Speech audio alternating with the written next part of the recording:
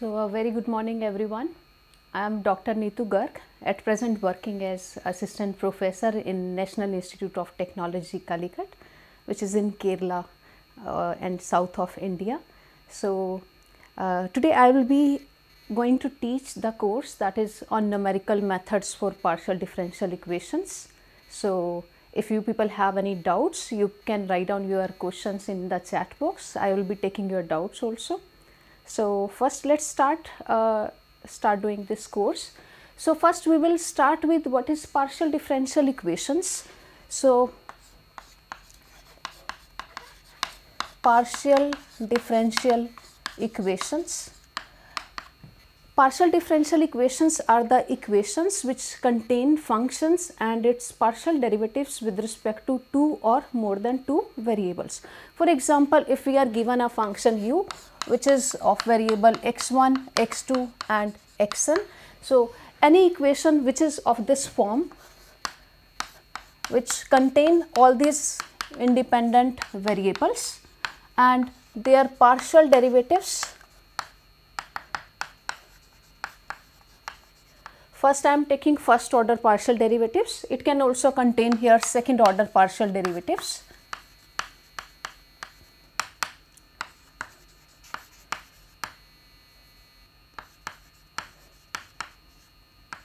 And up to so on.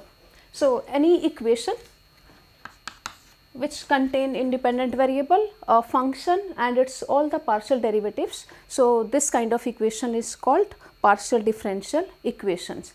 And the study of partial differential equation is really important because they have applications in many areas. It has applications in wave propagation,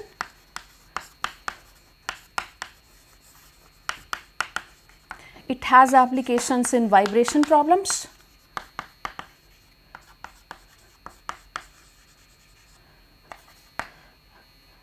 and then we have here diffusion kind of problems,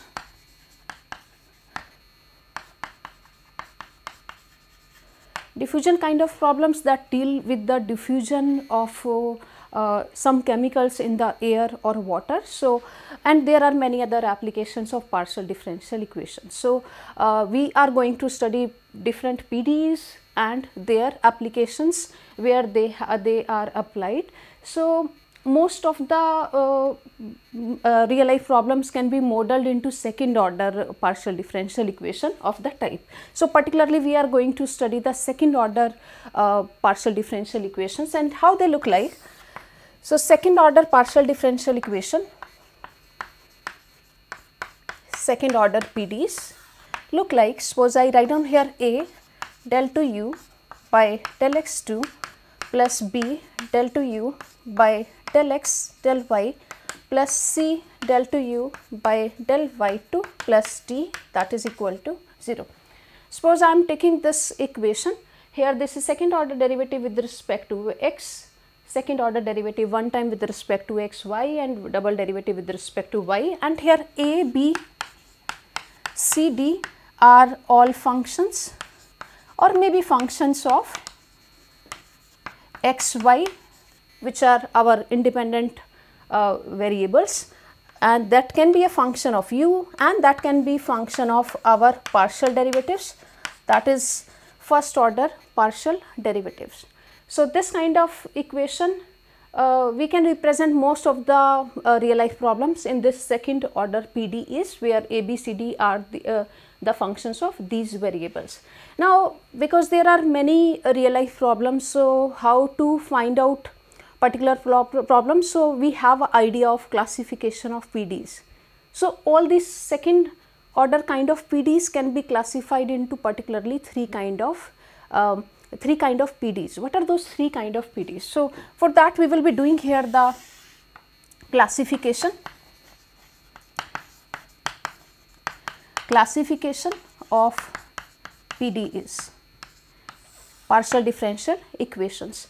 So what is the classification of PDEs? That means that all these second order kind of PDEs we can classify into particularly three kind of PDEs. And how we can do that? That depends on the discriminant of this equation. And what is the discriminant here? So discriminant is the determinant of the matrix, where I am taking here B, B, and here 2C and here 2A. So, this is 2A. So, this is the term B square minus 4AC. So, classification of PD depend on the sign of this term, which is B square minus 4AC. So, further how it works, let me write down it here. So, I have to check what is the sign of this term B square minus 4AC. So, we have here first case, suppose our B square minus 4AC, this discriminant term which we are getting from this second order PDE, if this is 0, then the equation or partial differential equation is called parabolic partial differential equation, if this is equal to 0. Second case is if B square minus 4AC and that is less than 0, then this kind of problem is called elliptic PD. And third one, definitely we are left here with only one chance. So, if B square minus 4AC is greater than 0, then that kind of problem is called hyperbolic partial differential equation. So, we have to just check the sign of this discriminant. If this is 0, then that is parabolic. If it is less than 0, then that is elliptic, and if it is greater than 0, that is called hyperbolic partial differential equation. Let us do here some of the examples for that.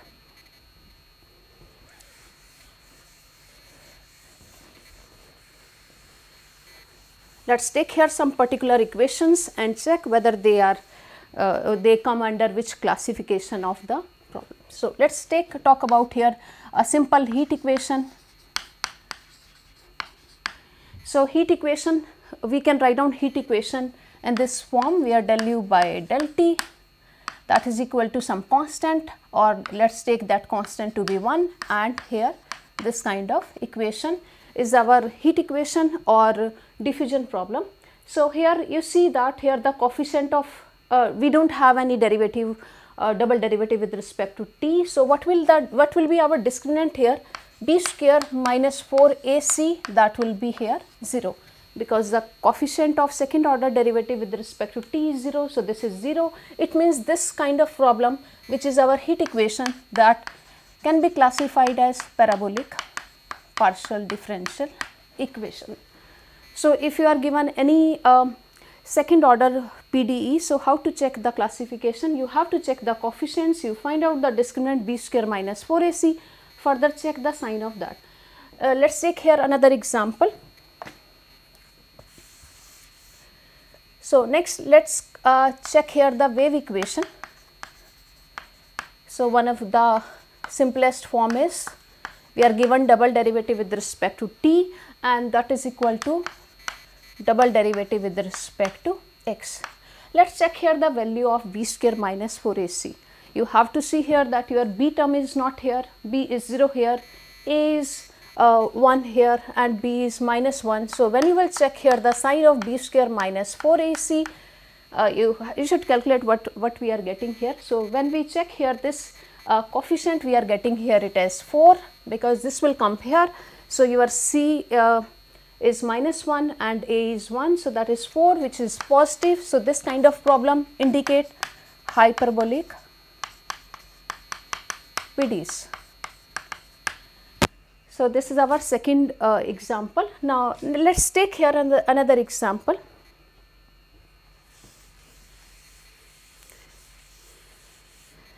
So, let us take here some equation of this type, Laplace equation y square, that is equal to 0. Here your A value is 1 and your B value is 0 and C value is also 1. So, we will have here B square minus 4AC, that is minus 4, which is negative. So, these equations indicate elliptic partial differential equation. So, we have given here the example of different kind of partial differential equations, but you note that I am taking here particularly those equations whose coefficients are constant, but that if that is not the case, then even then we can find out the classification of the PDE. Let us take here one other example. If I take here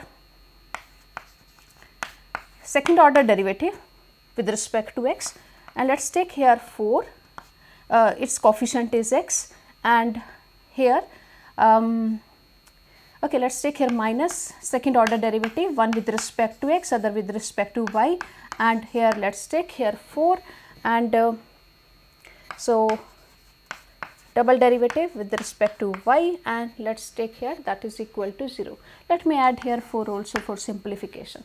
So, and this is not 4, this is y. So, let us take this example here, and here we see that what is your a is x here, b is minus 4 and c is y. So, what is the discriminant value here? So, b square minus 4 ac will be 16 minus, and let me take here 4 also, or yeah, that is fine here. Okay, so 16 minus here xy. So, this is our discriminant here. So, I can't tell that whether this term is positive or negative. So, what we can do here, we have to check the sign of this term. So, further we will be making here further 3 cases. If this term is 0, then that equation will be called parabolic, and if this discriminant term is positive, that is called hyperbolic, and when this term is negative, this equation will be called elliptic kind of PD. So, we are taking here an example. So, whatever coefficients are given, if it is not constant, they are variables, simply we have to find out the case. If you can't find out the sign of that, then make different cases. According to those different cases, you can check what is the classification of the partial differential equation. So, this is a general idea, that because throughout our course we are going to study second order partial differential equation. So, we have to classify throughout our course. We will try to find out the solution of parabolic, elliptic and hyperbolic equation. So, let me give you general idea that what is parabolic equations and hyperbolic equations and elliptic equations.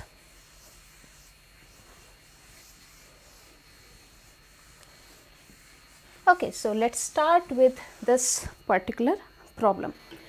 So, this in one space dimension, this kind of problem are called parabolic equation, and we can take here some constant also, where k is a constant.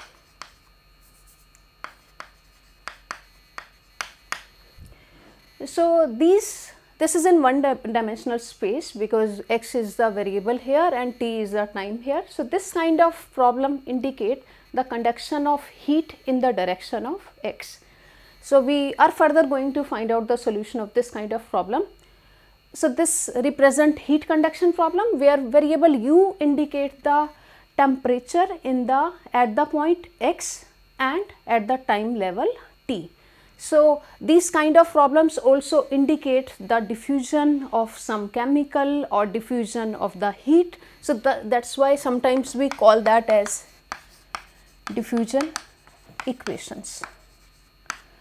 We also call these problems as transient problems, because they depend on the time. So, this is mainly we will focus on parabolic equation of this kind of form. Next, we will be going to study elliptic equations, which let me take here a particular form, and here we are given a function of x, y. We can also write down this left hand side in this form. This is del square operator u, and that is equal to f, where this del operator is our Laplacian operator. Laplacian operator, and we know that what is the value of del here. Del is I del by del x and j del by del y. So, if it is 2 dimensional, then we will be taking this form. If it is 3 dimensional, we will be adding here one more term, that is k del by del z. So, this is Laplacian, this del square is our Laplacian operator, and this is a particular problem which is called Poisson equation.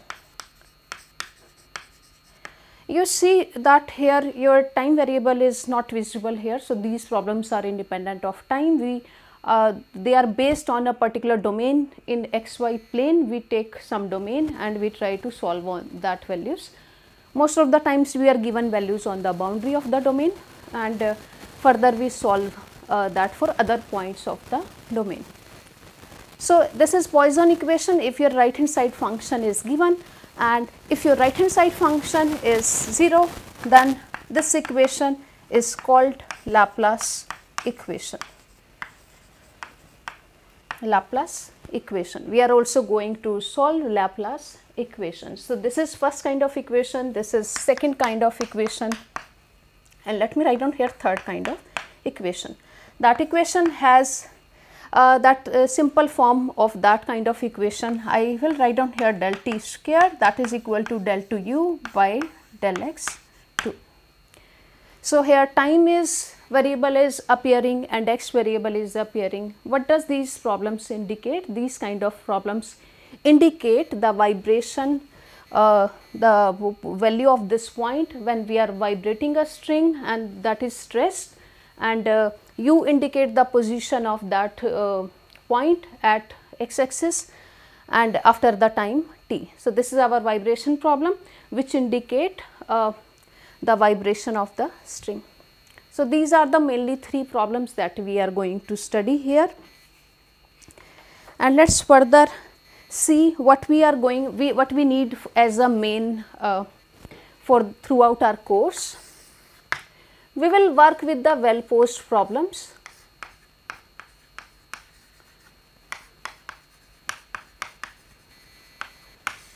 So, we will be doing all these three kind of partial differential equation. The equation should be well posed problem. It means we are given sufficient number of conditions so that we can find out our unique solution. So, sufficient number of conditions, that condition may be initial condition and boundary condition. So, initial condition means when your time is 0, that is t is equal to 0. And what do we mean by boundary condition? We know that there are three different kind of boundary conditions. So, what are those three different kind of boundary conditions? First is Dirichlet boundary conditions.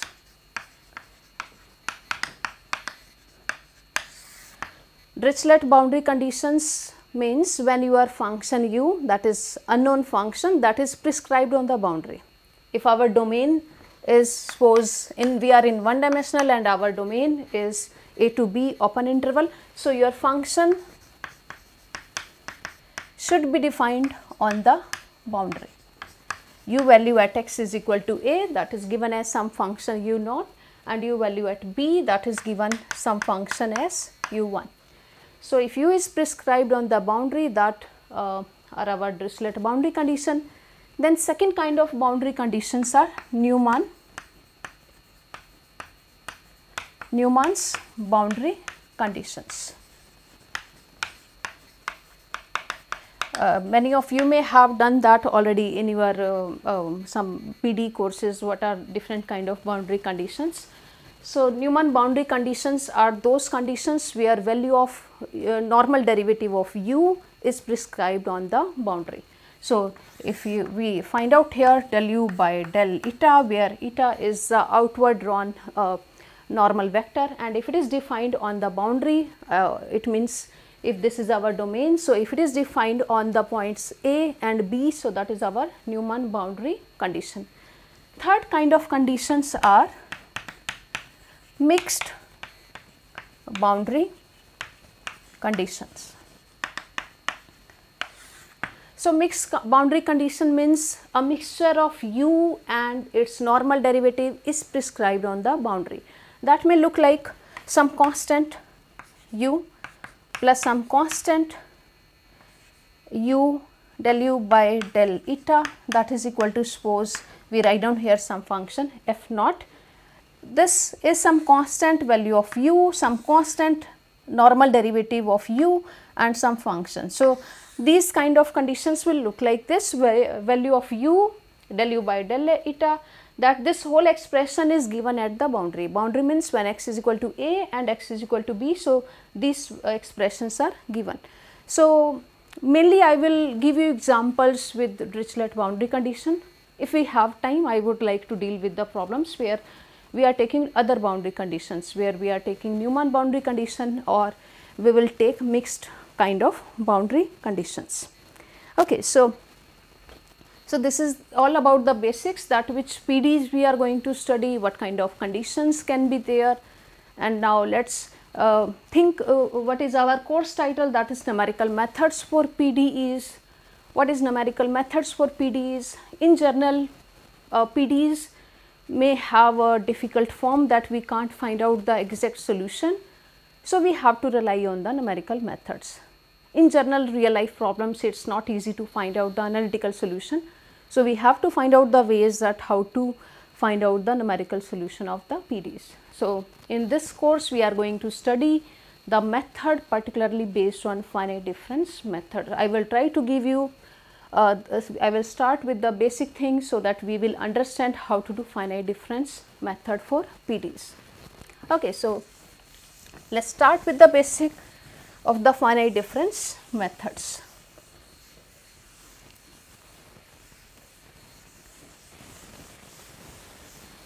Okay, so you may all have heard about Taylor expansion. So, I am going to use that everywhere in finite difference method.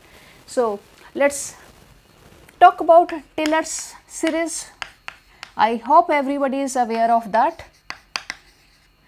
Taylor series, whenever I say Taylor expansion, you should have immediately in your mind that expansion. What is Taylor expansion? Okay, let us start with any function f of x. F of x, we are taking f of x on an interval I, and f of x is such that it is all the n plus 1th order derivatives exist.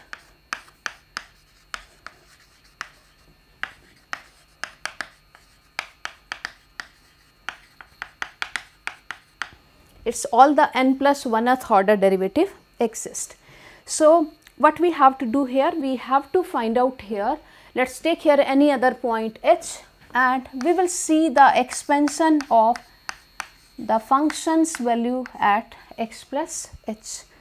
So, how we write down that? We write down that as f of x plus h f dash x. So, because your mics are mute, so you can speak up yourself, you know very well how to write down this Taylor expansion f double dash x, and let me write down here h raised to power n by n factorial f nth derivative x, and the last term is n plus 1 by n plus 1 factorial f n plus 1 and x plus theta h. So, this last term is our remainder term. I can write down this as r n plus 1. This is remainder term. You see here what I am writing here, the function's n plus 1th derivative at the point x plus theta h. So, what is the value of theta here? Your theta lies between 0 and 1. So, this is our here remainder term. Now, this is our Taylor series expansion. With the help of this, we will make a base of the finite difference method. So, we should know what is finite difference method. We have already talked about partial differential equations, where the second order, particularly second order partial differential equations. In heat equation, we are getting first order derivative of u with respect to t. In wave equation, we are getting second order derivatives, and in your elliptic equation, we are getting also second order derivatives with respect to x and y. So, finite difference method means to replace derivatives with the help of some other expression, and that is a discrete expression. So, what we will do there, we are going to take help from this Taylor series expansion. So, let us see here how we can do here finite difference method.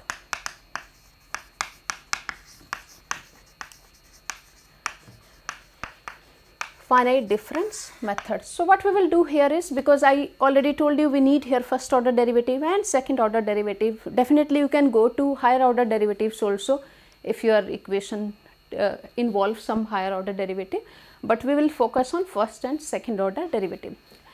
So, with the help of this, what I can write down here, I can take this f dash x here on the other side and divide by h here. So, what I will get here f dash x. So, from this equation, let me write down here the value of f dash, that is equal to f of x plus h, this I am taking here f of x and dividing by h here. So, here we have h, and this is also I am taking there. So, this is minus h by 2 because I am dividing by h here. So, 2 factorial f double dash x. Although I am not writing here the next term, but you are aware what will be that next term. So, what will be that term? That will be h square by 3 factorial and third derivative x and up to so on. So, by Taylor expansion, what I am doing here, I am just finding here the value of f dash x by taking all other terms on the other side. So, I am getting this expression. You see here that I can take h common from each of the term. So, I can write down this expansion as, I can write down this whole expression as order of h, which indicate the order of the method. So, because here I can take h, so this term whole thing I can express as order of h. So, when I am finding finite difference method, order of a differential equation matters a lot, and the more the order will be, the more our expansion or our finite difference method will be good. So, this is one expression which is called forward difference representation of f dash x. So, if I want some representation of f dash x, so if I am using this one, this is called forward difference because I am calculating that at the point x. I am taking here f of x and I am going forward, and I am taking here other point which is f of x plus h divided by h, and this is a method of order of h. So, this is forward difference representation. Similarly, you know that when it is forward, so there may be some backward formula also. So, let me very quickly write down that formula also. So, again by Taylor series expansion, I am not taking here x plus h, I will be taking here x minus h. Let us see how that will look like.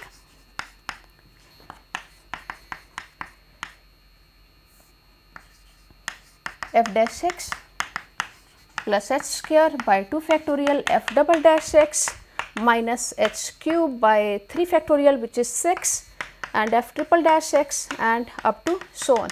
I am not writing here the remainder term. Similarly, we can write down here the remainder term from this expression. Now, if I want to find out expansion for this f dash x from here, I will take f dash x here on the other side. So, what I will get from here? I will get here f dash x, that is equal to f of x minus f of x minus h divided by here h, and next term we have here h by 2 f double dash minus h square by 6 f triple dash x and up to so on. Clearly, this whole expression I can take common h. So, I will get here whole expression I can write down as order of h. So, here I am using this point x and I am going one point backward, which is here x minus h, and this is also a method of order 1, and this is called here backward difference representation.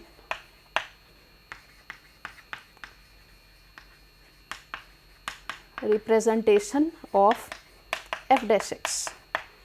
So, we have forward difference expression, we have backward difference expression, which are both of order of h. Okay. So, we will go here more higher order. Let us see how we can find out that. Okay. So, for that I am going to erase this part here, which is our forward formula and backward formula, and we will find out now the central difference representation. So, for that I need these two equations.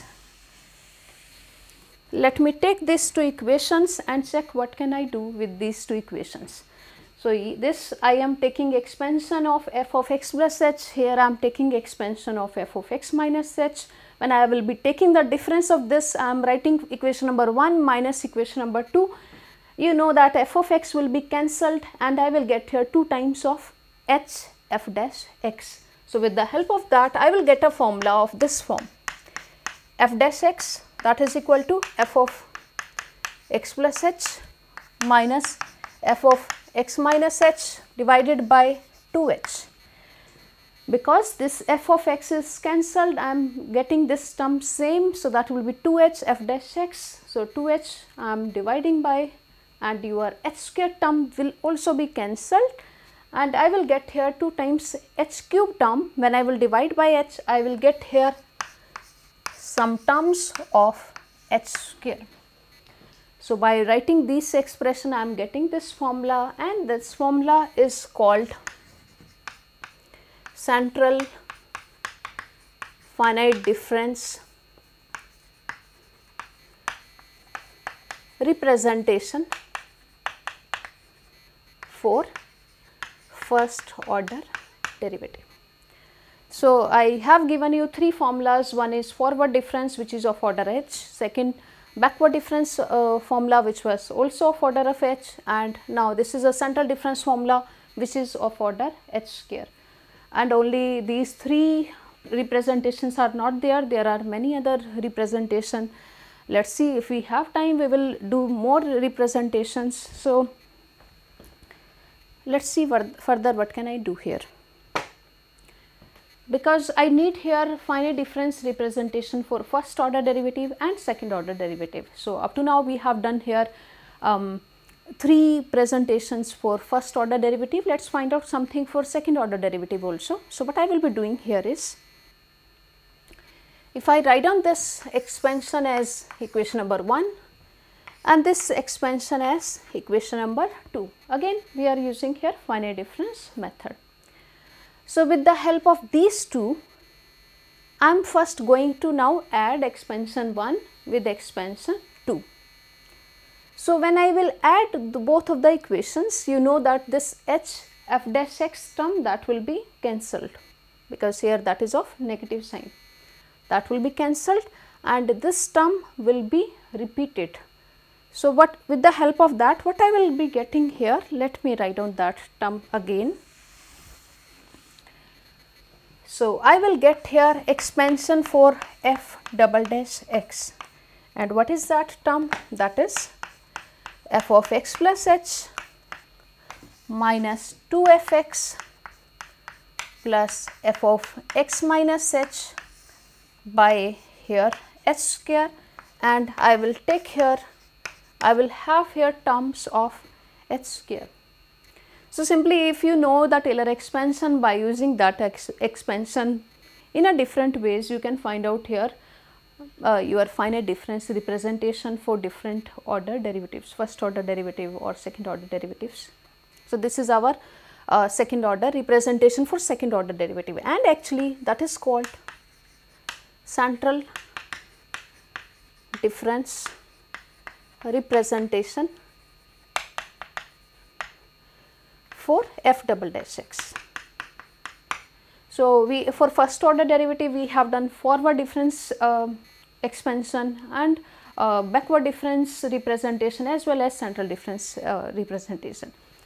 For second order derivative, this is called central difference, and how if people are doing this for the first time. So, we should know that we are here x point and we are in the center, we are going to the left side and right side also.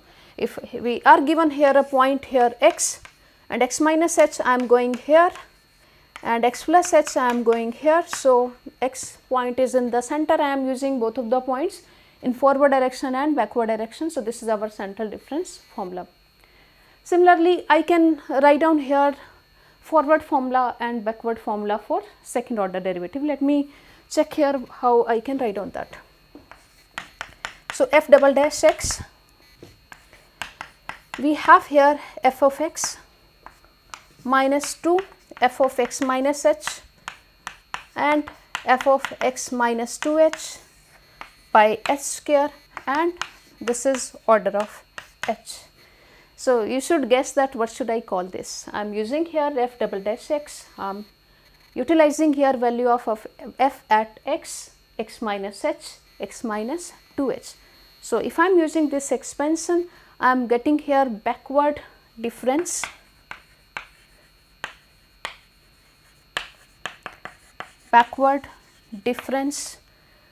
representation for f double derivative of x, and that is of order 1.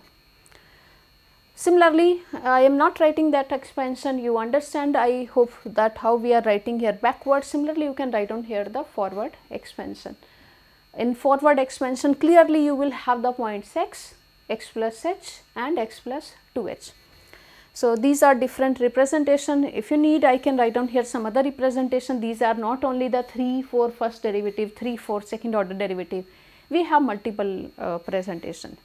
We try to find out a higher order representations for different kind of derivatives. So what we expect here? We expect here when we are putting here expansion, we have to check what is the order. So the term that we are leaving here, that is our error term, that indicate the order of the representation. So here order is 2, here order is 1. And when the order is higher, that representation is more better. How it is that? Let us see that.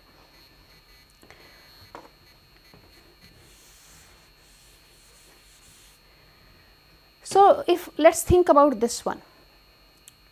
So what we expect here,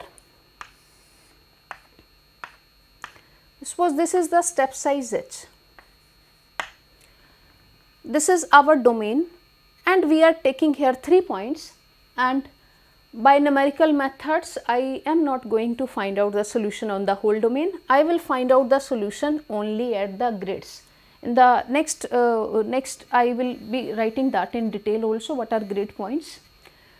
Suppose this is our domain, I am dividing that into here 2 sub intervals, and I will have here 3 different points. So it means I am getting my solution at only these 3 points. So what I expect here, if I take here more points, suppose I do again this one. So I am taking now the difference as h by 2, everywhere I am taking a difference of h by 2, it means I am getting more grid points. So when we are doing numerical methods, what we expect that when we are taking more mesh points or grid points, our errors should go down. Okay. So, and which method I have to select, how I will select that? Suppose I am talking about this presentation. Here order is h, and suppose I am not taking h, but I am doubling here the point. So I am taking a h by 2 here. So what will be your error here? If already error is order of h, when I am doing the half of the grid size, so that will be order of h by 2. So your error will be halved. When I am doing, I am doubling the points, our error is half. But if I talk particularly about this method, which is a method of order 2, what will happen here if I do the double point, or it means I am doing the half of this length of this sub interval? What will happen here? If instead of this I am writing here h half, so what I will get there? H by 2 square. So what is this? This is order of h square by 4. So whatever was my error here, that error is now 1 by 4th of the error. So that is the order. So if I am taking here double points, my error is only halved. But if I am taking a scheme of order 2, so when I am taking double points, our error is 1 by 4 of the actual error. So that's why we focus on the higher order method. We expect that when we double points or we increase the grid points, our solution will be better. Solution will be better means your error will be more smaller than the previous one. So this is your approach of the finite difference methods. What else I expect here is, I have given you one approach how I am finding here finite difference representation of the derivative. Let me give you one other approach. If you like the other one, any one approach you can follow. the thing that I want to tell you is this is not the only way to find out finite difference representation. We have different other ways also to find out the finite difference representation. Let us check how we will do that. So, for that I am going to use interpolation method. I hope you are aware with your interpolation method or Lagrange interpolation that some of you people have done in your graduate courses. So, what we do here? So, what we can do here is we are going to interpolate the function by either, okay, let me write down here, polynomial fitting,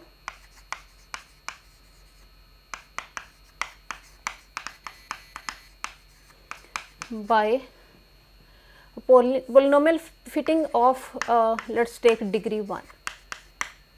What does that mean? If I am using a representation of f of x of degree 1, it means I need here only 2 points. So, let me take those 2 points as xi and xi plus 1. What is xi plus 1? So, this point is if xi, so xi plus 1 is nothing, just xi plus h. It means the length of this interval is h. So, if this is xi, I am adding here h. So, I am getting the next point which is f of xi plus 1. Okay, so, this is another approach to find out finite difference method. I am going to fit here a polynomial of degree 1, you know how to put that, and I am taking here considering that on 2 points which is xi and xi plus 1. So, you think about what is Lagrange interpolation for a function for these 2 points. How we write down that? We write down that in this form: function's value at xi plus 1 divided by xi plus 1 minus xi. This is our first expression. Next is x minus xi plus 1 f of xi divided by xi minus xi plus 1. Are you familiar with this form? I guess you have seen this form.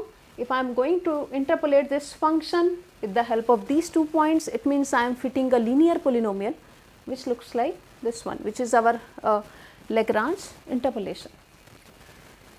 Now, xi plus 1 minus xi is the length h. So, I can put that value here. Let us see here what I will get here.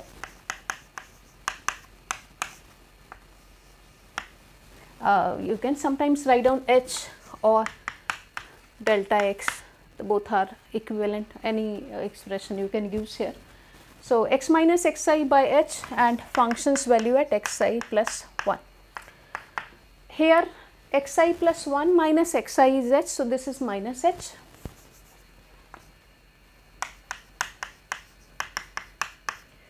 And here it is h and f of xi. So, this is nothing, just your polynomial interpolation, and after this if I take here derivative f dash x, what I will get here? I will take here derivative, I will get here, this is 1 and this is this, and if I take here derivative it will be 1 and f of xi here. So, divided by h, and you know that what is this thing? This is the forward difference representation that we have already done by some other approach, but this is we are doing with the help of here polynomial interpolation. So, this is one of the representation, and you know that this is a method of order 1. Similarly, if you want to fit here a polynomial of degree 2, that is a quadratic. Okay. First, if I am writing here polynomial of degree 1, so I am getting here a method of order 1. So, next I will check how can I find out a method of order 2. So, for that I will be fitting a polynomial of degree 2. Okay. So, how we fit a polynomial of degree 2? For that, if I need a polynomial of degree 2, for that I need there 3 points. So, let us take here 3 points. One is xi minus 1, other is xi and other is xi plus 1. So, if you are taking this here, so xi minus will be somewhere here xi minus 1. So, the distance between here is h xi minus 1 to xi, and xi to xi plus 1 also a distance of h here. Okay. So, let us write down here the Lagrange interpolation for all these 3 points, that is a quadratic polynomial. And how we write down that? We write down here f of x, that is equal to x minus xi minus 1, x minus xi divided by xi plus 1 minus xi minus 1, and here x I plus 1 minus xi. F of here I should write down here xi plus 1. Okay, so I hope you remember this form. If I am going to find out here a quadratic representation, I am using a Lagrange interpolation. I am first taking this expression. What will be the other term here? Okay, let me check here. Yeah, this is okay. What will be next term here? It will be x minus xi minus 1, x minus xi plus 1, and here I am taking the point f of xi and xi minus xi minus 1 and xi minus xi plus 1. This is our next term, and there will be one more term. What will be that term here? That will be x minus xi, x minus xi plus 1, and here it is f of xi minus 1 and divided by xi minus 1 minus xi, and here xi minus 1 minus xi plus 1. So, this is the whole expression we get up for a polynomial of degree 2. We know that this is our Lagrange interpolation. Again, I am going to use these values. You can put these values here. So, you can check what I will get here, xi plus 1, this value. What is xi minus 1? Xi minus 1 is nothing, just xi minus h. So, if I do this minus h distance, I will get here the point xi minus 1. So, I am going to put that value here, xi plus 1 minus xi minus 1, this is the term 2h. Xi plus 1 minus xi, that is the term h. So, I will get here the term 2h square. So, when you are going to put here these values and you take here first derivative, so finally you have to check what I will get here. I will get here finally the term f dash x. I am writing this term directly. I will get here f of xi plus 1 minus f of xi minus 1 divided by here 2h. So, you know that this is the okay. For next term is I am going to find out that the point xi also. So, actually this is f dash xi, and let me correct this. This is here the point f dash xi. Yeah. So, f dash xi will be xi plus 1 minus f of xi minus 1 by 2h, which is the same expression that you are getting with the central difference formula for first order derivative, and this is a method of order h square. So, I have given here you two approaches to find out the polynomial finite difference representation for first order derivative, second order derivative, with the help of either with the help of Taylor expansion or with the help of polynomial interpolation. I am doing up to here. Similarly, you can take here first derivative, second derivative, then put here point, you will get here other forms also. So, this is one of the approach that you can do, and you can find out here the finite difference expansion.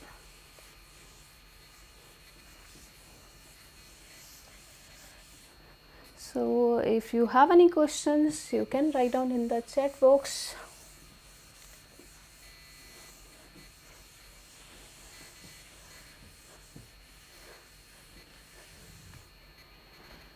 So, what we are going to do here, we have to do here different grid points we have to take, we have to find out the solution, and we expect that the more points we are taking, the better will be the solution, and if more points we are taking, your error will be reduced by the previous error. So, this is our idea here.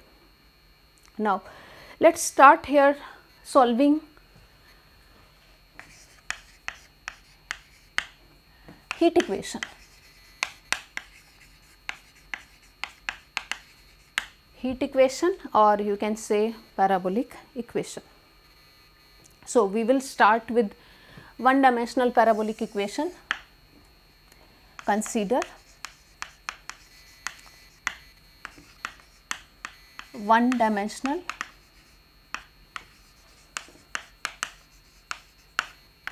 parabolic equation.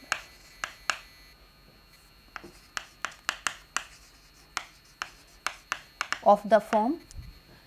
So, I am taking this form del u by del t, that is equal to del 2u by del x2.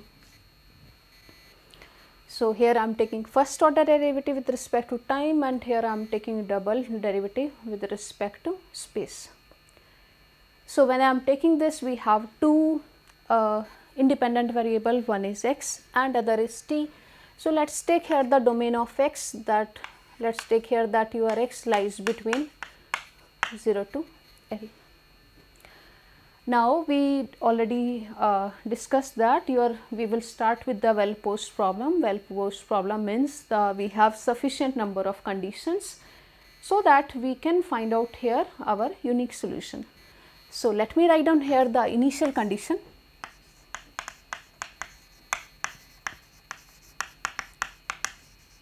What is the initial condition? Value of u x when time is equal to 0. Okay, when I am writing this, you should, I am not writing this in detail, we should know that here your u is a function of variable x and t. So, when your time variable is 0, we call that as initial condition. So, we can take that as a function also, we can take that as 0 also. So, let us assume that that is a function of x here. Then further what I need here? I need here boundary conditions. So, for boundary conditions, what we will do here? We will take here function's value at the boundary of this domain. So, I am taking here 0 and here t. So, when your x is 0, we are given this function as u naught, and let us take here other boundary condition, value of u when your x is L and t is t. So, that is given by some other function constant u1. So, these boundary conditions u naught u1 particularly I am taking here constant, you can take that as also a function of t and here also a function of t, because x is we are fixing. So, function of t that is fine. So, we are going to deal with this parabolic equation, and this is our initial condition, these are boundary condition, and we are going to find out here the numerical solution based on finite difference method. So, to start finite difference method, what is our first idea? We have to take our domain and we have to do a partition of that domain. What does that mean? Let us take our domain of x axis, which is, this is from 0 to L, 0 and here L, and let us divide that into m equal parts, that's we are calling as partition. So, I am taking here suppose m equal parts. So, we are dividing our interval into m sub intervals, and it means we will have there m plus 1 points, m sub intervals. So, we have m plus 1 points, and what I am taking here, the length of this is suppose delta x, or we can write down h also if you are okay with h. So, what this point I am calling, this I am calling as x naught First point is x naught. Next point we will have here is x naught plus h. So, this point we will call as x1 and x1 plus h again. So, next point I will call as x2. So, what is your xi? Xi is nothing just I times delta x. So, if this length is your delta x, so this x naught plus delta x is x1. So, xi is I times delta x. So, what will be our last point is here xn. So, this is our last point, and what is our delta x here? Is total length, which is L minus 0 dividing by m. So, our total interval length is L and I am dividing that by here m equal parts. So, that will be your delta x. So, this is the idea we are going to start with. So, whenever you are given any domain, you have to divide that into sub intervals, equal sub intervals, although that is also possible that we can take their non-uniform intervals, but that we are not going to deal in this course. So, we will be taking here a uniform partition and we will take these points. Okay. So, what is our idea here is, so this value is given. What is this value actually? Let us see what is this point here. U value at x naught and t, that is called u naught t. Okay. Second boundary condition is u at x m t, that is equal to u1 t. So, that is our second point here. What is this value here? I have here, okay, because time level also I have to discretize. So, here I am writing our x dimension. Let me right now take here your t axis, t dimension. So, this line that we are starting with is our initial time where t is equal to 0. So, here what will be our here next point? Here I will take a length of delta t. So, on t axis also I am taking some step. I am going to first step, that is of length delta t. So, for next point will be called t1. Similarly, again I am taking a length of delta t. So, that point will be called t2. So, we have to first I have to think in our mind that where we are going to find out our solution. Let me roughly draw that for you. Okay. So, this initial point where time is equal to 0, all the solutions are known to us. So, here I know solution because this is our initial condition given to us. Here when your x is equal to 0 is also given to us because that is our left hand side boundary condition. Here when your x is equal to x also given solution because that is our right hand side boundary condition. So, what are the points actually that I have to find out solution are the points here.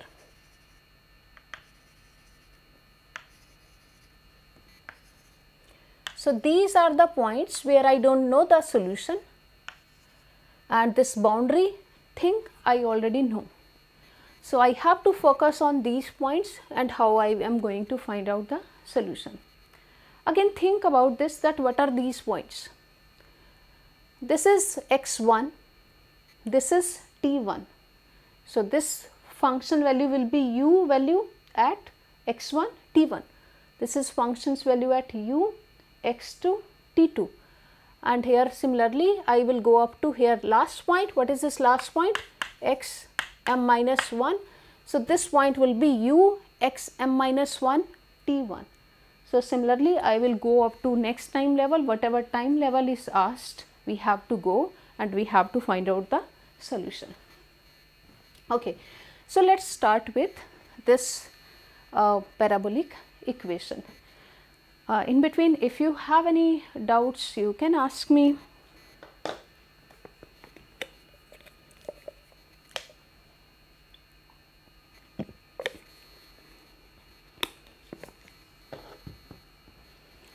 Okay, so let's start doing this one. So I have to find out the solution of this problem. So what I will write down here,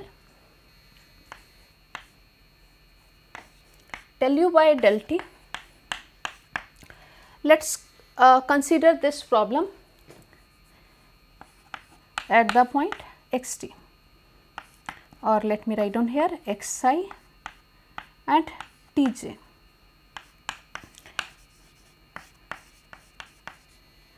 This is also at xi tj. So xi tj is some general point where you know that what is your I point and what is your j point. I am taking here in this direction, and what is tj? Tj means j times of delta t. So xi means I times delta x, tj is j time delta t. So I am going to consider the problem at this point. The actual problem that is given to you is a continuous problem, but when we are finding numerical solution by finite difference method, we are actually find out the problem of solution of the discretized problem. So we are going to discretize this at this particular points. Now, so let's talk about this term here, del u by del x at the point xi tj. So if I use here finite difference method in forward direction, okay, let's first find out here the explicit scheme. I will again tell you what is the explicit scheme.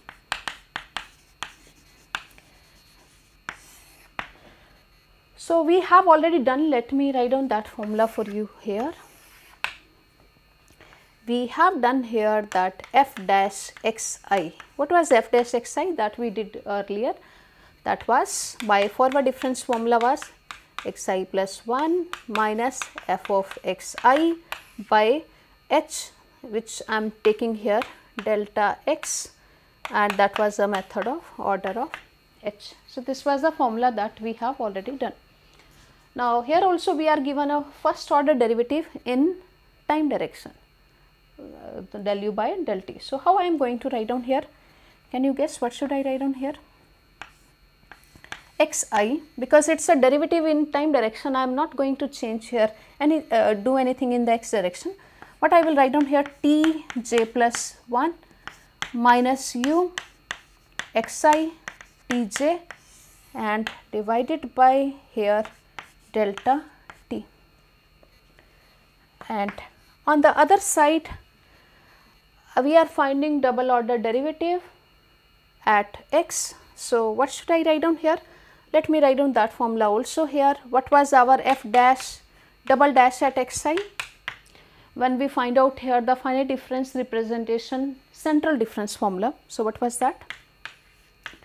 F of xi plus 1 minus 2 times f of xi.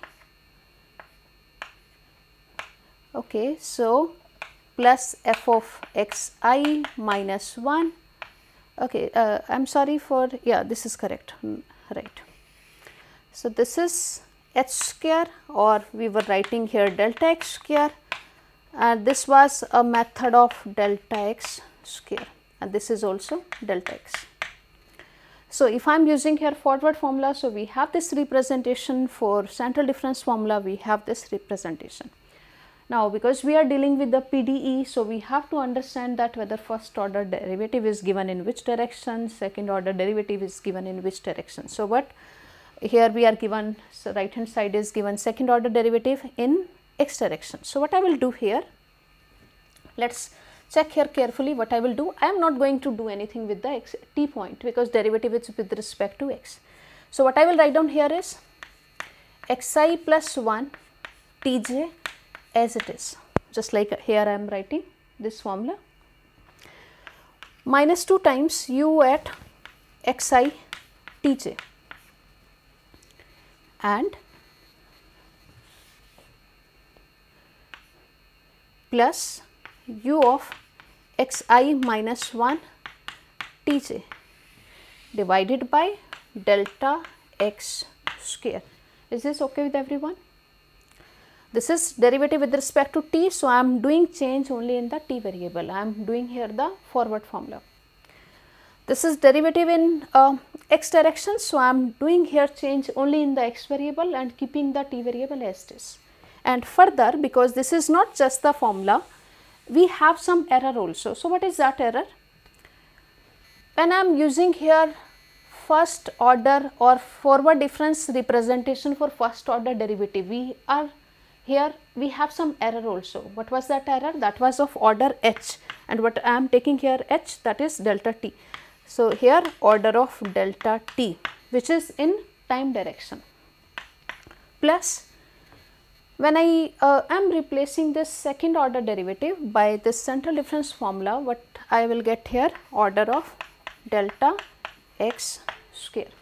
So, these are our error, that when I am going to write down the discretized form of the problem. So, this will be the error that will come. Okay, let me write down a very simplified form of this.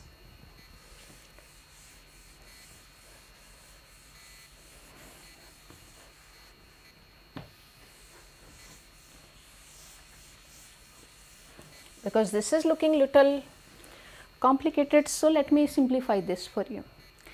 We are given here u at xi tj plus 1. Let me write down here a notation u I j plus 1.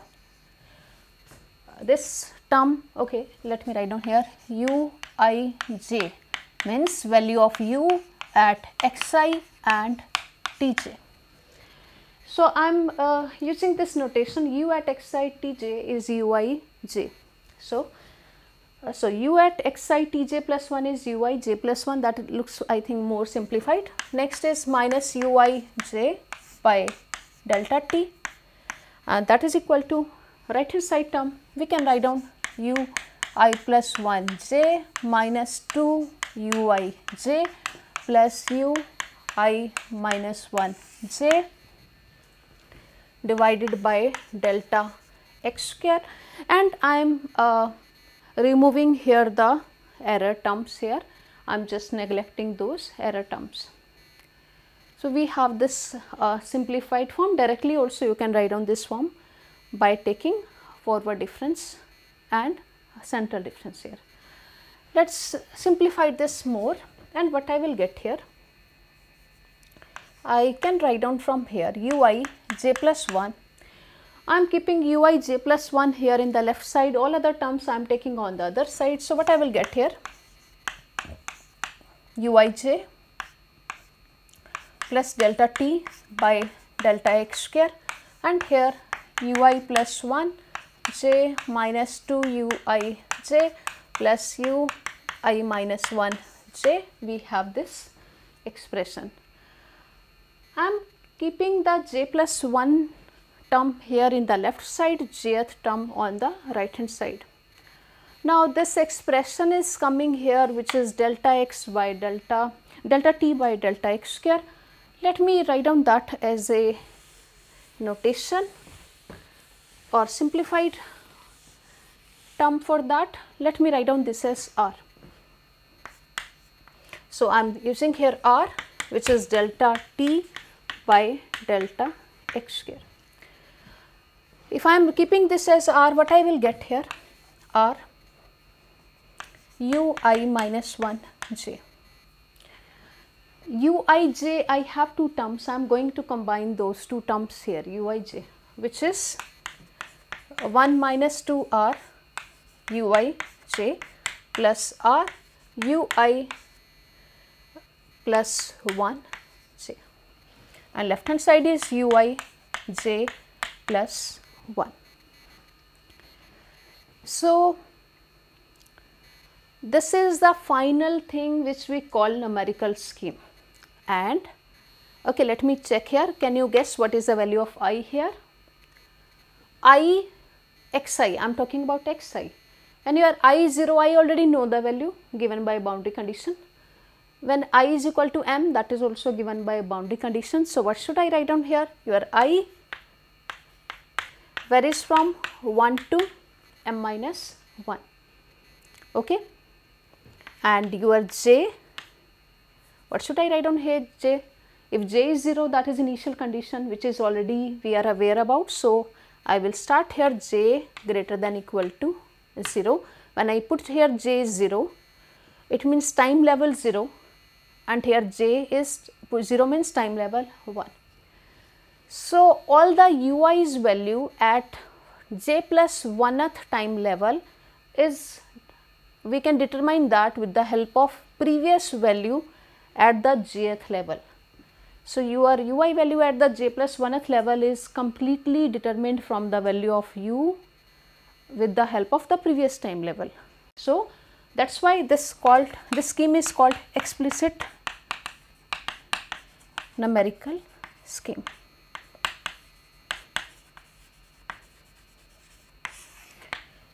Okay. So, this is our explicit numerical scheme where I value I am taking 0 to m minus 1, j is greater than equal to 0, and I will start here by taking j, I will start with j from 0 and onwards. Now, let me make here a stencil of this numerical scheme. How very easily you can look at this scheme. Okay, so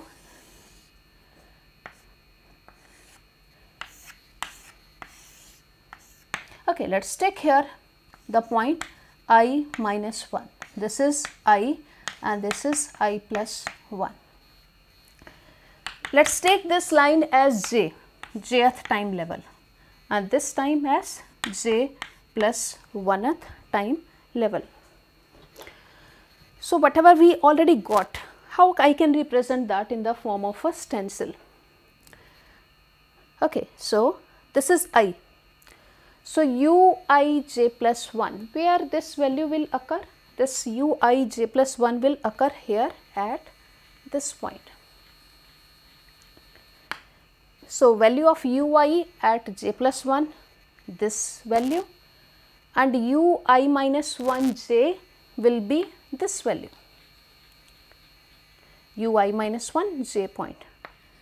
This is ui j point, and this is ui plus 1 j point, and this is not the complete one. Let me do this complete one. So, ui j plus 1 constant is 1. So, let me write down here 1. So, ui j plus 1 times equal to r times ui minus 1 j. So, here your weight is r, the constant that I am going to multiply with is r. 1 minus 2r of ui j. So, it is here 1 minus 2r, and I plus 1 j, that is here r. So, if you are given any numerical scheme, you should write down the stencil of the numerical scheme, so that you will understand this value at the next time level is depending totally on the previous time level. That is why we are calling that as explicit numerical scheme. If your next time level is totally depending on the previous level, so that is our numerical scheme, which is explicit numerical scheme. Okay, so this is one of the scheme.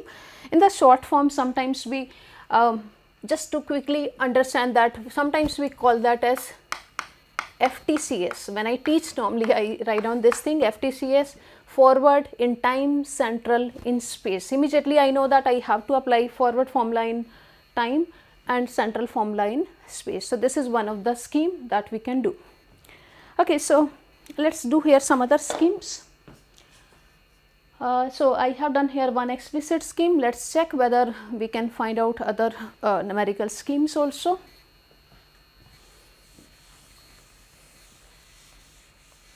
Okay, so I am going to erase this part here, so that we can find out other numerical schemes here.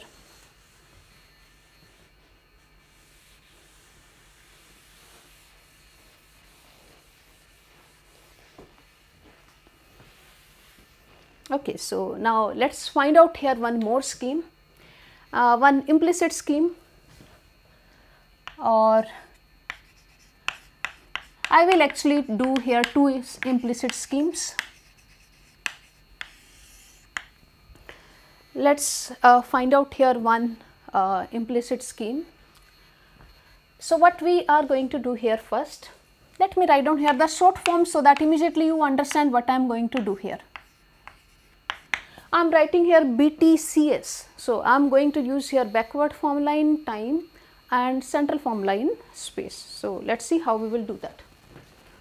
So, our initial problem was again heat equation, which is del U by del T at the point xi Tj.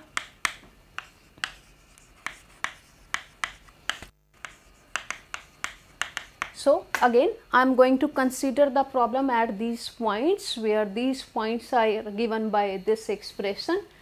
Again I am taking the same discretization. I am dividing the domain into m plus 1 equal points, or you can say m equal subintervals, and here I am taking step sizes in time. Okay. So, I am writing here that okay, let me take here j plus 1, that is also okay, that is fine. So, let us consider the problem at the point Tj plus 1, Tj plus 1. Now, I am going to use here backward difference formula in time. So, what should I write down here? Can you tell me what should I write down here? Just think about this, what is the backward formula here?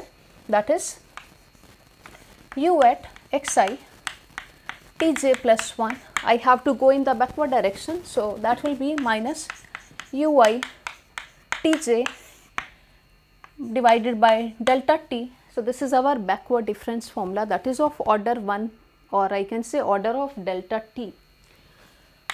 And right hand side I am going to use the same formula that I was earlier writing.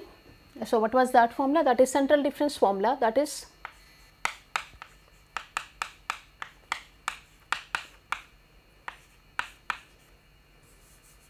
u at xi. Okay, yeah, it is here. I am considering this problem at j plus 1. So, this is at j plus 1, j plus 1, and next term here, let me remove this, and here it is u xi minus 1 Tj plus 1. If you have any confusion, do not be confused, there is no problem in writing Tj also. The only thing, when I am writing here at Tj, you will write down here Tj, here you will write down at Tj minus 1. So, that is absolutely fine. Okay.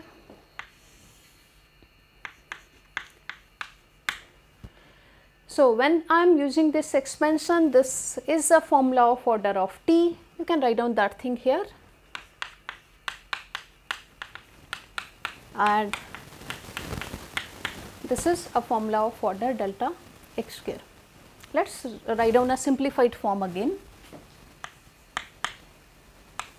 ui j plus 1 minus ui j divided by delta T, and on the other side we have ui plus 1 j plus 1 minus 2 ui j plus 1 plus ui minus 1 j plus 1 divided by delta x square. And I am neglecting here the error term. So, I am using the notational form. From this onwards I may not be writing this form. This is just to explain you better. We can directly write down this form. Okay, so we have this form here.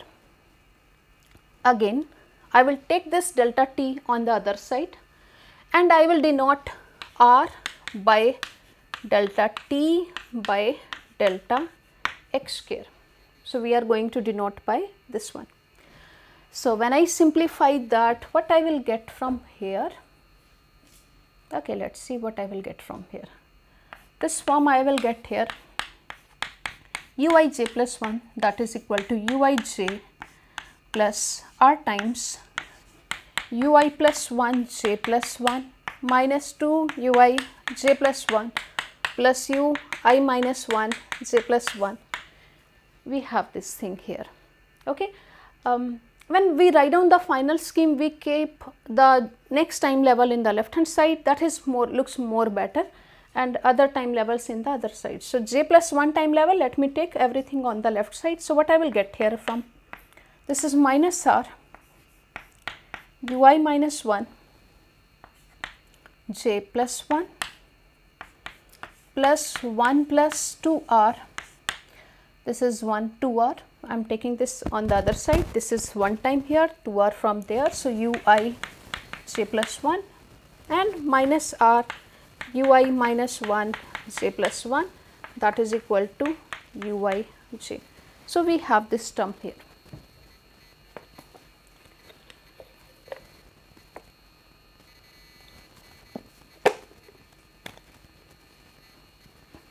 So, actually this is our final scheme. You can think about what is the value of I here, just like we did in the previous explicit scheme. The value of I is from 1 to m minus 1, because value at 0 and m is already known by the boundary conditions. Okay. So, next value of j also start with 0, because I will get here this one. Okay. Now, see here, can I find out the value of u at j plus 1th time level directly with the help of the previous? No, because we are given a relation here of 3 different values at j plus 1th time level. So, this scheme is our implicit scheme.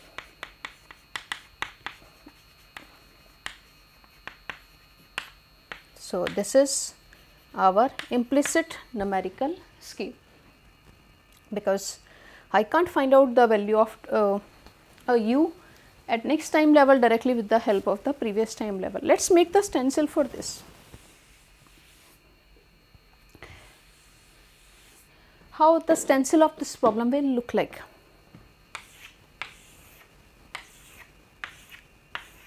Okay, so I am taking here time space level xi minus 1, xi plus 1, and this, suppose this is time at j and here at j plus 1. So, how I can write down here the stencil for this problem? Okay, for j plus 1th level, see we are given here 3 points. What are those 3 points? xi minus 1 and j plus 1. So, this is the first point. This is our second point, which is given in our left hand side. So, at I minus 1 j plus 1 and here I j plus 1 and here I plus 1 j plus 1, and the right hand side is uij, which is this value. So, what will be the complete stencil of this problem? You can write down here this value. This is minus r times. This value is 1 plus 2 r times, and this value is also minus r times, and right hand side uij, that coefficient 1 time. Okay, so this is the stencil of this implicit form, which diagram clearly tells us that u value at I minus 1 j plus 1 minus r times, which indicate this value. So, this expression is clearly visible by this stencil. So, this is our implicit numerical scheme, which is we calling BTCS.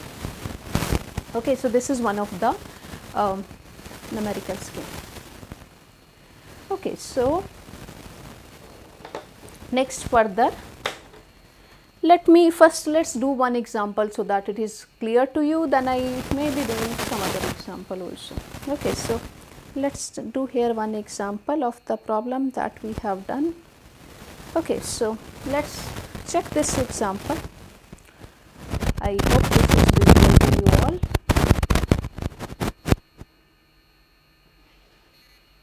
You can write down yes in the chat box if it is visible to you. My screen is visible to you. We are going to do numerical example.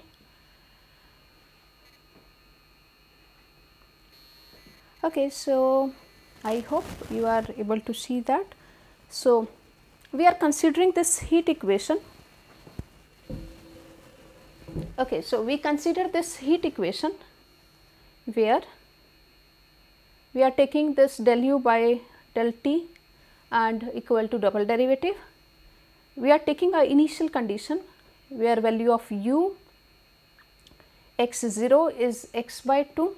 This is our initial condition, which is a function of x, and we are taking the boundary conditions, particular boundary condition where u value at x is equal to 0 is 0. So, our left hand side boundary condition is 0 and u1 t, that is equal to t 2t, that is our right hand side boundary condition, where your x is equal to 1, we are given that value to be 2t.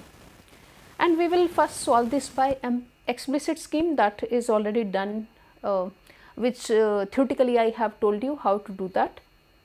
Okay, let us see how we will do that. So, first step is what we have to do to solve a problem. How we will be solving? We have to take our domain and we have to take some partition of that. So, what we are going to do here? Okay, so what we are going to do here? So, our x domain,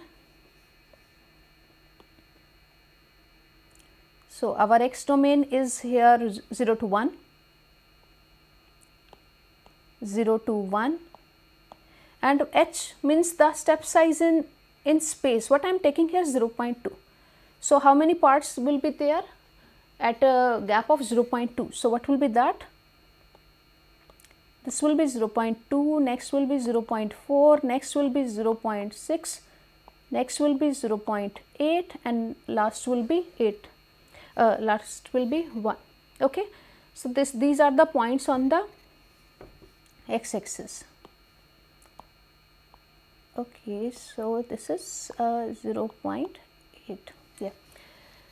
So, the value at first point, which is x is equal to 0, is already given to us, x is equal to 1 is also already given to us. It means I have to find out the value of the function only at middle these 4 points, which is 0.2, 4, 0.6, 0.8. So, and k, what is the value of k we are taking? I am taking here k equal to 0.01. K means delta t. It means if I am going in t direction, so this length 0.01 I am taking in the t direction, and again then I will be taking a length of 0.01. So, this point will be 0.02. So, here your x axis is x axis only, and that other thing on y axis I am taking here t. Now, r, which in the theoretical one r I was writing as delta t by delta x square. So, which h is here actually your delta x and your k is delta t. So, if because in our numerical scheme we are getting here r. So, what is the value of r here? Delta t by delta x square, which is 0.25, and I am writing here that 0.25 is less than half. What is the reason behind this? Maybe in the afternoon session again I will explain that why I am writing this particularly half, r is half, because for this scheme to be stable we need your r to be less than half. That I am going to explain again in the afternoon session. So, understand this blank table, it is very interesting here. First tells us when your time is, this first row tells us when time is equal to 0. Okay, let us go to the previous slide. When time is equal to 0, here value of u is x by 2. Okay. So, whatever x we are considering, that value will be u x by 2. So, let us check it here. So, here for first time lever your x is here 0.2. So, your this x by 2 means 0.5. X is 0.4, I am taking a half, a 0.6, so I am taking a half, 0.8, I am taking 0.4, and here because that is boundary is given separately, so I am writing this value here. So, this is the first row is already given by some condition, already it is given to you. Next is your boundary condition is when u is equal to 1, your u1t is 2t. So, here if your t is 0.01, so what I will get here 2t. So, that is 2 times of this one. So, when your t is 0.02, I am getting 2 times of this here, and similarly the whole this boundary thing is done. So, whenever we are given initial boundary value problem, so first I should know what values are already given to me. So, what are not known to me? All these values which will come here, here, all these points I have to find out. So, I will go one by one time step. Here this is time step T1. So, I have to do that one by one. So, if you remember our explicit scheme, okay, we are writing here the same explicit scheme. So, what was our explicit scheme? Do you remember what was explicit scheme? It was actually, let me write down that thing for you here. It was actually u I j plus 1, okay, let me j plus 1, that is equal to r u I minus 1 j plus here, okay, let me write down here again. It was here r u I minus 1 j, and we have here plus 1 minus 2 r u I j plus r u I plus 1 and here j. Okay. So, this was our explicit scheme which we have already derived. Here we are our value of r which we calculated here, value of r was this 0.25 which is 1 by 4. So, what we are going to do here, simply I am putting here value of r which is 1 by 4 and I will get this scheme here. So, this is our scheme, and clearly your value of u at j plus 1th time level is done with the help of previous time level. So, I am going to use this. Now, simply I will start, okay, what will be your value of I here? You can see here our diagram here, which, so value of I will start from 1 to 4 because 0 and 5 are already known to us. So, okay, so where were we? Okay, so here I will start with I is equal to 1 and j equal to 0. So, when we put these values here, we will get here u 1 1 in terms of these values from this previous equation, and because this is the initial condition which is already given in the table from here, and I am going to use that value and I will get u 1 1 which is this value. U 1 1 we have this value. Similarly, I am going to put here I from 1 to 4. So, when I will put here I 1 to 4, I will get all these 4 values from here, and what I am taking here, I am taking j equal to 0. When I take here j is equal to 0, I am getting here for the value at T1. Similarly, in the next step again I have to take I from 1 to 4 and j I will take as 1, and continuing in this way again I have to take I 1 to 4, j 1 2 3 onwards, and if I use that thing, I can make this table, and with the help of initial and initial boundary condition, I will get the value of the solution at up to this time level, which is here t 0.4 and t 0.05. So, we can make your solution in, you may be given different time level, with the help of this you can find out at different time levels. So, this is a way how we are doing our solution. The same example you can note down if you want, and because I have done this with the explicit scheme, other scheme I told you is implicit scheme. Implicit scheme, which is BTCS, where you have to apply backward in time direction and central in the space direction. You should try this example yourself with the help of this explicit scheme and check how much is the answer different with this solution which we are doing with explicit scheme. So, this is a table, you have this table, you can check your answer with this one. Okay, so up to now we have done here one explicit scheme and one implicit scheme, and now let us do one more here, implicit scheme, and that's going to be very interesting. So, let me erase this thing.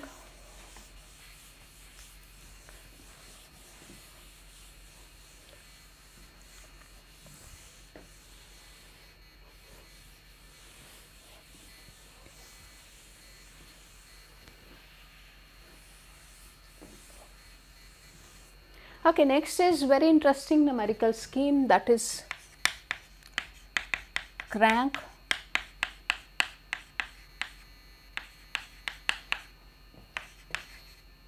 Crank-Nicolson scheme or method you can write down. So, Crank-Nicolson scheme or method, let us do how we are doing that. So, again we are dealing with the diffusion equation or heat equation, and what we do here,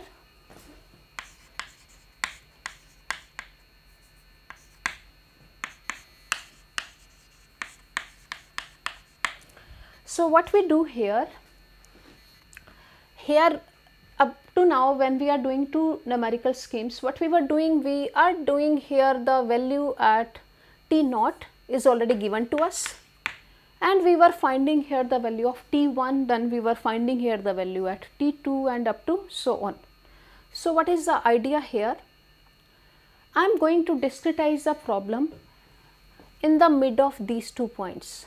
It means if it is here T naught and it is here T1, I am going to discretize the problem at T half. So, this is the idea of our Crank-Nicolson scheme. So, what we are going to do here, let me write down in general also. You remember, if we are doing here explicit scheme, I am going to discretize the problem at xi and tj. But here what we will be doing here is, I will write down here the problem at xi tj plus half. What is tj plus half? Again,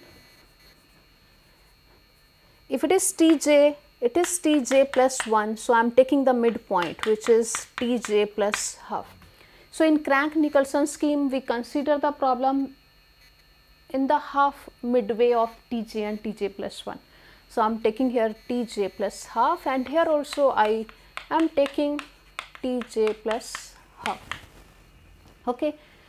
So, it will also turn out to be implicit scheme, and that is very useful, because in terms of stability, that we are going to also discuss what is the meaning of stability. In terms of stability, this scheme is very important. Always it turns out to be unconditionally stable. So, we prefer to do this scheme because it have a good order also. If you think about the order that in the schemes that we have done, both of the scheme that we have done up to now, your order was 1 in time and order was 2 in space. So, let us think what will be the order here. Okay, so, what I am going to do here, tj plus half, I am going to utilize here central difference formula. Okay. So, what is the central difference formula? Let me write down this thing for you here. F of t, let me write down here what you were writing here already. Okay, f of tj, which I already calculated in the first 1 hour. Okay, so what was f tj? By central difference formula, we were writing there f of tj plus 1 minus, sorry, this is f dash tj, minus half divided by here 2 delta t, and that was a method of order delta t square. You remember this, we were finding at tj and central difference, I am going one step higher, one step lower, and I was getting here 2 times of the difference, and that was a method of order 2. So, that we were applying. Now, this is a little interesting. Let us see how we will going to write down this. What do you think, what will be the central difference formula here? I am taking a step size of half here. Already step size is delta t. Okay. I am taking a step size of half there, because when I am going from tj to tj plus half, I am taking here a length of delta t by 2. Here also I am taking a length of delta t by 2. So, what will be the formula here if I apply the central difference formula? What I will get? I will get u at xi, and I am going half up. So, when I am going half step up from tj plus half, I will get tj plus 1. So, what I will get here? ui j plus 1 minus ui j. Is this okay? I am writing ui j plus half, half step up means j plus 1, half step down means j. So, we are getting this, and what will be the denominator here? By using this formula 2 times of delta t, but instead of delta t we are given here delta t by 2. So, what should I write down here? I should write down here delta t. So, this is the discretization. Some people get confused here, they feel that I am using here only the forward difference formula, but you should understand that I am not using here the forward difference formula, I am using a central difference formula because our discretization is at the point Tj plus half. Okay. Right hand side is also interesting. I have to take here at time level Tj plus half. So, what I will be doing here? I will be doing here average of this second order derivative at time level Tj and okay. So, I will be doing this at time level Tj and second order derivative time level j plus 1. So, if I am given here time level j and j plus 1, so I am taking here a average of j and j plus 1, that is half. So, this is the way we deal with Crank-Nicholson scheme. Further, we have given here second order derivatives at Tj, Tj plus 1, both places I am using here central difference formula. So, let us see what I can write down from here. Okay, so, ui, this implies we j plus 1 minus ui j by delta t, that is equal to half ui plus 1 minus 2 ui j plus ui minus 1 j by delta x square ui j plus 1 minus 2 times ui j plus 1 plus ui minus 1 j plus 1. Is this okay? Central difference formula at the time level j everywhere, central difference formula again at the time level here j plus 1. One more thing I should check here, that what should I write down here, the error term. So, what is the error term here? You should also think about that. Up to now in previous schemes I was writing here error term is delta t and delta x square. So, first order in time and second order in space. So, in Crank-Nicholson, because I am using here central difference formula in time. So, what I am getting here? I am getting order of delta t square and order of delta x square. So, in comparison with our previous schemes, we are getting second order scheme on in both space and time. So, this is the scheme. Let me simplify this and check what we will get here. Okay. So, I will write down here ui j plus 1, delta t I am taking on the other side, and again I am writing r as delta t by delta x square, which I was writing earlier also. So, this is okay. There is 2 also that I am taking on the other side. So, ui j and plus r times ui plus 1 j minus 2 ui j plus ui minus 1 j plus ui plus 1 j plus 1 minus 2 ui j plus 1. Okay, so, we have simplified this and I am neglecting here the error terms. But this is not the final simplified form, I have to simplify this more. I am taking this term here delta t by delta x square, I am naming that as r, 2 I am taking here. Okay, so, 2 will come here also, yeah, that is fine. Whenever we have to write down the final scheme, take j plus 1th time level in the left hand side, j time level in the right hand side. Let us check what we can get the final form here. I will get here minus r ui minus 1 j plus 1. Okay, so I am taking this term here in the left hand side, and what I will get here further, I will get here 2 this term, and this will also go on the other side. So, that is 2 plus 2 r ui j plus 1 minus r ui plus 1 j plus 1.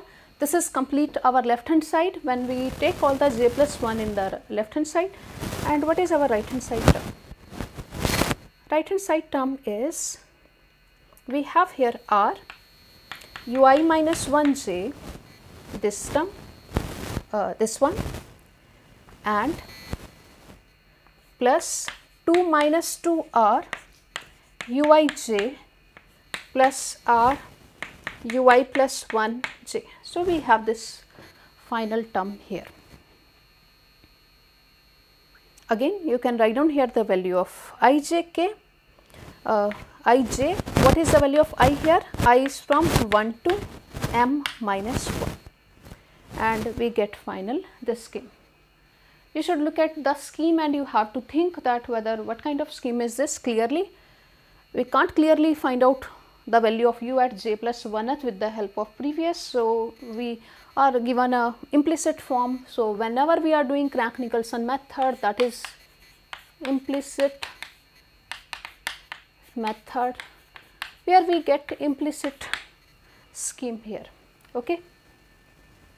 And let me find out here the stencil of this problem, how the stencil of this problem will look like.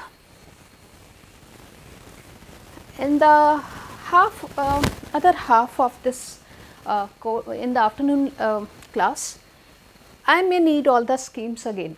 Okay, so I may be using this directly. So remember that we are deriving this here, and I am going to use that directly. Okay, so let's see what will be the stencil of this problem.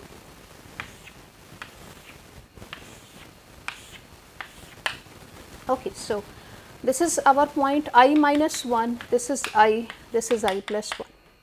Let's take this time level as j and this time level as j plus 1. So, what will be the stencil of this? We are given here, see, let us start j plus 1. J plus 1, what are the points given to us? We are given here this point. This is u value at I minus 1 and j plus 1. This point, and here all these points. So, 3 points are given at j plus 1th level and 3 points are given at jth level, and this is not the complete one. If you understand previously how we did ui minus 1 j plus 1, here we are taking minus r times. Next one is 2 plus 2 r times. ui j plus 1 coefficient is 2 plus 2 r.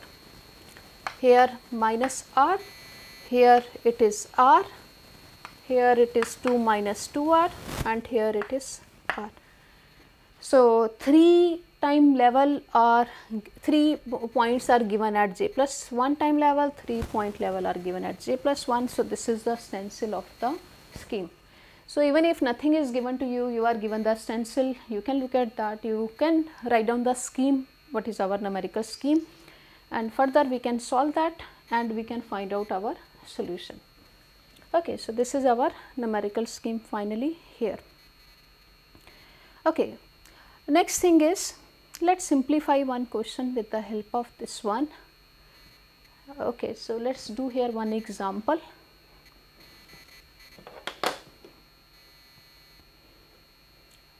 Okay, so I think we have some question here. Let me check if you have any questions here.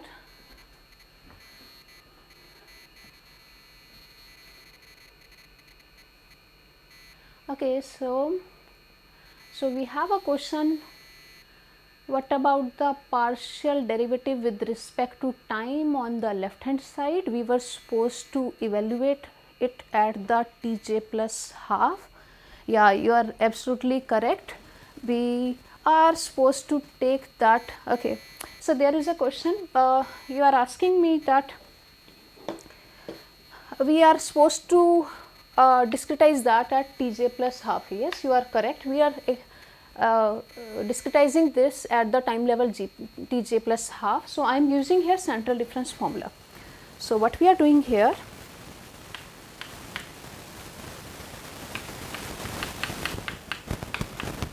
J plus 1.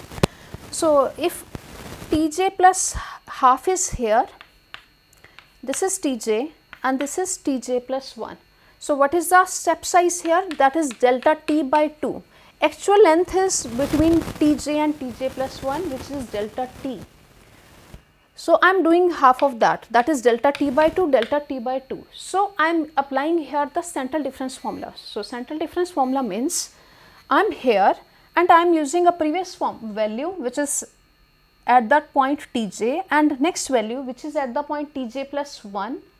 So, what we do in the central difference formula, I write down the next point minus the previous point, this one, and I write down the 2 times h. What is h here? Actually 2 times delta t by 2. So, your 2 cancels and we get simply this formula which looks like forward formula at the point Tj, but remember we are doing that at the point Tj plus half. We are doing here central difference formula. I hope that is clear, or if you have still any doubt, we are still here, you can ask again. So, we are applying here central difference. So, that's the thing, maximum times we students do not understand that how we are doing this. Is this fine? Okay, so let us do here one example then. Okay, the screen is visible to you. So, we are going to solve example with the help of Crank-Nicolson method that we just did. We are taking the initial condition as ux 0, that is equal to 2x. Okay, so whatever x, I have to just twice that. Boundary conditions are simple, which is u 0, x is equal to 0 is 0 and x is equal to 1, that is also 0, and we have to find out the value of u at a particular point where your x is half and t is 1 by 8 by taking different h means delta x, and by taking different k's means different delta t. Actually, if you think carefully, this is this question consists of 4 questions by taking different combination of delta t and delta x. Okay, so before going further, let me check if there are some doubts again. Okay, okay, thank you so much if this doubt is clear to you. Okay, let's move forward. Okay, so first is we are given here h half and k is 1 by 8. Okay, so we will do 4 combinations are possible here when your h is half and your k is 1 by 8, h is half, k is 1 by 16 and your h is 1 by 4 and your k is 1 by 8 and your k is 1 by 16. So, 4 combinations are possible. Let's do one by one if we can complete that by time. Okay, so when I am taking h is half, so what we are doing here? So, your x is given 0 to 1, I am taking your h is half, so this is half point here. So, here this is a very simple one because already boundary points are known to me, only thing is this value I have to find out. Okay. So, here if we think about this problem, ux 0 is equal to 2x, okay, this is the initial condition given to us. So, what ux 0 is 2x. So, what is here? X is 0, so this is 0 here. Your x is half here, so I am doing twice of that here, which is 1, and x is 1, so this is 2 times of x. So, this is my initial condition, actually this row is our initial condition. Other thing is given to us is that your boundary condition is 0. So, at next time level boundary points I am taking to be 0. So, only this point I have to find out, this point. Okay. So, let us take here I equal to 0 and j equal to 0. So, when you take I is equal to 0, j is equal to 0, where I am taking actually this, on the board you have to see this, that okay, I have written here this numerical scheme here, your different values of I and j, and what is your h here, you have what is your r here, what was r here, you have to check this value of r. Your r was delta t by delta x square. A little bit I am using a different notation here. So, let me write down there according to slides also, this is k by h square. I have taken a particular k and h in the question. So, put that value here, check your r, put that value of r here. So, I will get a equation here, that is what I am writing here in the slides. So, this equation I will get with the help of this one. Okay, r is given in terms of hk, find out that, put it here, we get this. And see, this value is boundary condition, this value is boundary condition. On the other side, right hand side, all the terms are boundary condition. Put these values, everything is known to us except this, this u11. Okay, from this table everything is known to us. Take everything on the other side, simplify, we get here u11 value at 2 by 3. Similarly, I can take here again I equal to 0 and j is equal to 1, then I can go to next time level, although that is not asked in the statement, but yes, with the same thing, only by taking j is equal to 1 you can put all these values here and you can find out at the next level. Okay. Next, think about when h is equal to 1 by 4. So, your original domain is 0 to 1, h is 1 by 4, it means we are given here more points. So, this is 1 by 4, this is 1 by 2 and this is 3 by 4. Fine. So, according to your different h, different k, I will be finding this value, and now, so this point is already known to me. This is boundary condition. So, now I have to find out the value at all the 3 points. 3 points are not known to me. So, h is given to you, here k is given to you, you know that your r is k by h square, which is 2 here. So, in the numerical scheme again here which we are calculating here, you have to put that value of r, you will get this equation which I am writing it as equation number 1.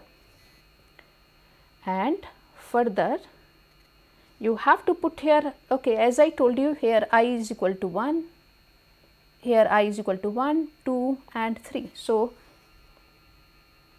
I have to take here I is equal to 1, 2 and 3, and I will get all these 3 equations.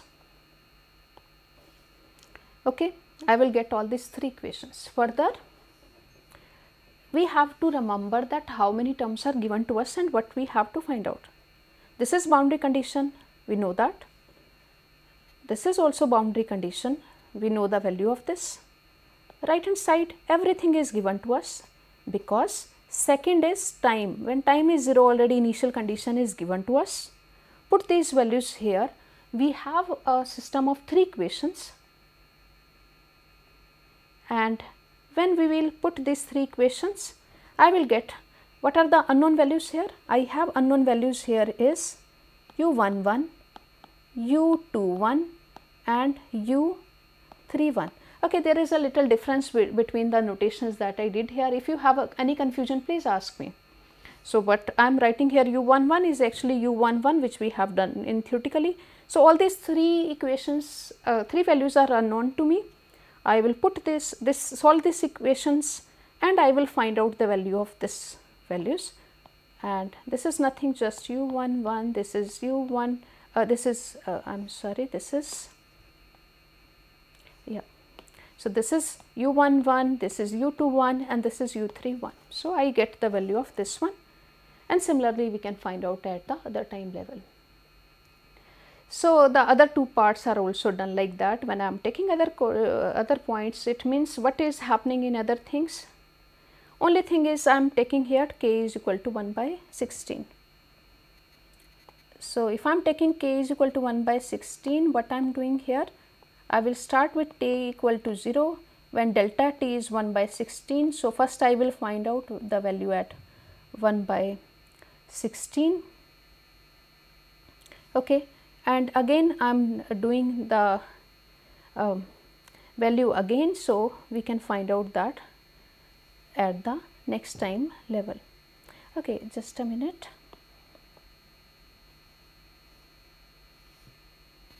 Yeah. So, here only thing is I have to find out the 2 time level. So, up to previous you were finding at 1 time level and you were calculating that value. So, in the next other 2 parts only 1 more time level is done. So, whatever we have done earlier, suppose we are solving this system of equations. So, that system of equation you have to solve twice and we can simplify the solution. So, this is the table we will get. Okay, so I think that's all for the morning lecture. So, if you have any doubt, we will come back in the afternoon and you can have any doubt from the first part. First I will take your doubts, then we will move to the next part, which is more theoretical because we will be checking the analysis part for these equations. Okay, so up to then, goodbye, have a break.